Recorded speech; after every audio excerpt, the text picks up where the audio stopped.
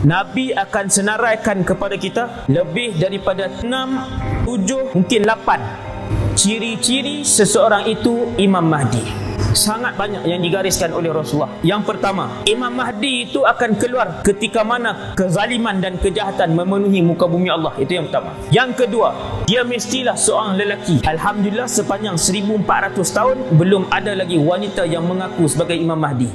Imam Mahdi palsu ni banyak di India, di serata dunia yang mengaku ni banyak. Dan yang ketiganya, seperti yang disebutkan oleh Rasulullah, namanya mesti Muhammad, nama ayahnya mesti Abdullah. Itu yang ketiga. Yang keempat, kata Nabi SAW, Imam Mahdi yang original ni, kata Nabi dalam satu hadis lain, juga dalam Musnad Imam Ahmad dengan sanad yang sahih. Sanad yang sahih, Nabi kata, Al-Mahdiyu minna ahlal bait yuslihuhu Allahu fi laylah. Mahdi mesti dari keturunan kami, kata Rasulullah waktu Nabi hidup. Nabi beritahu kat sahabat supaya sahabat sampaikan kepada kita pada malam ni. Satu generasi ke satu generasi ke satu generasi, hadis ni sampai kepada kita. Nabi kata, Mahdi mesti keturunan kami. Maksudnya tuan-tuan, Ahlul Bait ni ada ke tidak? Ahlul Bait mesti ada. Siapa yang mengingkari kewujudan Ahlul Bait, dia mengingkari kewujudan Imam Mahdi. Kata para ulama Ahlus Sunnah wal Jamaah, mengingkari kewujudan Imam Mahdi meletakkan imannya pada tahap yang paling bahaya. Nabi sebut sendiri, Nabi kata Mahdi mesti ahli keluarga aku, Ahlul Bait. Hadis ni. Ada orang dia kata Ahlul Bait tak ada dah zaman ni, Ahlul Bait Hasan Hussein saja. Allahu Akbar. Fatwa tu tak pernah dikeluarkan oleh ulama Ahlus Sunnah wal Jamaah. Fatwa tu kita hanya kedengaran 200 tahun kebelakangan ni saja daripada sekumpulan pihak.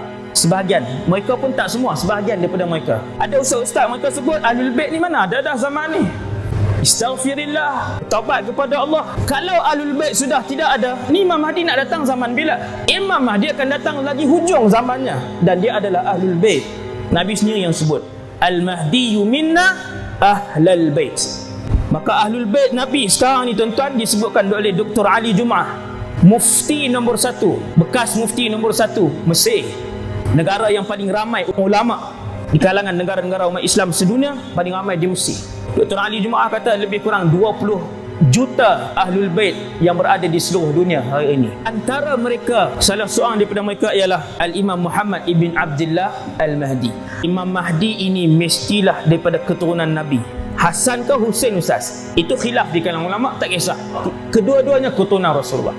Sama ada daripada susur galur Hasan ataupun daripada susur galur Hussein. Hari ini semua ahli keluarga Nabi, sama ada Al-Hasani ataupun Al-Husaini. Al-Abu Lahabi tak ada. Daripada susur galur lain mustahil. Sama ada Al-Hasani ataupun Al-Husaini sahaja. 90% ahli keluarga Nabi meninggal pada zaman Sayyidina Ali, dibunuh dalam peperangan. 90%. Hanya yang tinggal ketika itu Al-Imam Ali Zainul Abidin sahaja yang cicit-cicit Nabi SAW. Itu cerita lain. Kata Dr. Ali Jum'ah, Allah menjaga keturunan Rasulullah ini sebagai tanda mukjizat, walaupun tinggal satu-satunya keturunan Rasulullah ketika itu, tetapi hari ini keturunan itu disebarkan oleh Allah ke seluruh muka bumi ini. Termasuklah di Malaysia pun ada yang Ahlul Bait.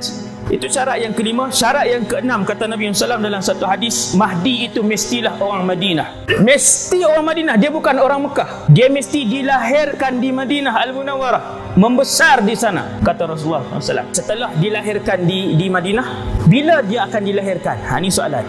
Yang itu tidak ada jawapan. Nabi tak pernah bagi tahu secara terperinci bilakah dia akan dilahirkan, tak ada. Cuma Muhammad ibn Abdullah ini akan dilahirkan hasil perkahwinan ayahnya yang bernama Abdullah lah. Maksudnya dia lahir dengan sempurna seperti manusia biasa yang lain. Ayahnya keturunan Rasulullah, ibunya keturunan Rasulullah SAW, Imam Mahdi ini. Abdullah ayahnya keturunan Rasulullah, ibunya banyak pendapat juga keturunan Nabi SAW. Dia akan lahir satu hari nanti seperti seorang bayi biasa yang lain, kemudian membesar. Nabi kata sampailah umurnya di antara 30 hingga 40 tahun, ketika itu beliau akan dibai'ah. Itu syarat yang seterusnya. Maka di antara usia 30 hingga 40, Imam Mahdi, pemuda keturunan Nabi itu, akan meninggalkan Madinah, kemudian pergi ke Mekah Al-Mukarramah. Beliau akan dibai'ah, beliau mesti dibai'ah. Ini syarat seterusnya. Imam Mahdi mesti dibai'ah di hadapan Kaabah bainar rukni wal maqam. Itu hadis yang sahih ataupun hasan hadis tu. Nabi kata beliau mesti dibai'ah di antara Hajar Aswad dan juga Maqam Ibrahim. Di antara itu, di situ beliau akan dibai'ah.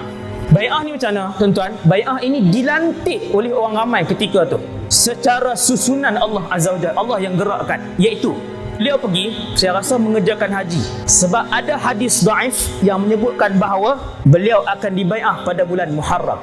Maksudnya Zulqa'dah bukan mesti haji, Zulqa'dah, Zulhijjah, Muharram. Hadis dhaif lain menyebutkan bahawa pada musim haji itu akan berlaku kekacauan dan pertumpahan darah di Mina. Maksudnya mungkin peperangan, sebab tu saya sebut yang tu hadis dhaif. Yang sahihnya, Imam Mahdi akan dibai'ah di antara Rukni wal Maqam, di antara Hajar Aswad dan juga Maqam Ibrahim. Di situ dibai'ah pada bulan Muharram.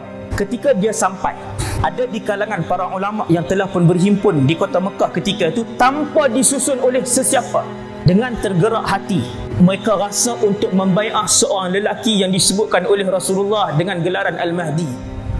Lalu para ulama ini mencari-cari lelaki ini. Tahun tersebut Allah menggerakkan hati mereka untuk mencari lelaki ini, maka masing-masing mencari. Akhirnya mereka jumpa lelaki ini, pemuda ni. Lalu disuruh menjadi ketua kepada umat Islam. Dia tak mau, ditolak. Dia pun melarikan diri ke Madinah balik. Kemudian di Madinah juga berlaku kekacauan. Kerana berlaku kekacauan di Madinah, Imam Mahdi akan melarikan diri semula ke Mekah. Ketika itu para ulama yang datang daripada Syam dan juga para ulama yang datang daripada Iraq, Al-Abdal daripada Syam dan juga para ulama daripada Iraq akan datang, akhirnya menyuruh supaya Imam Mahdi menerima perkara ini. Sebab setelah berbincang, bersembang dengan Imam Mahdi dan sebagainya, ternyata pada Imam Mahdi terdapat sebahagian besar daripada tanda-tanda ini.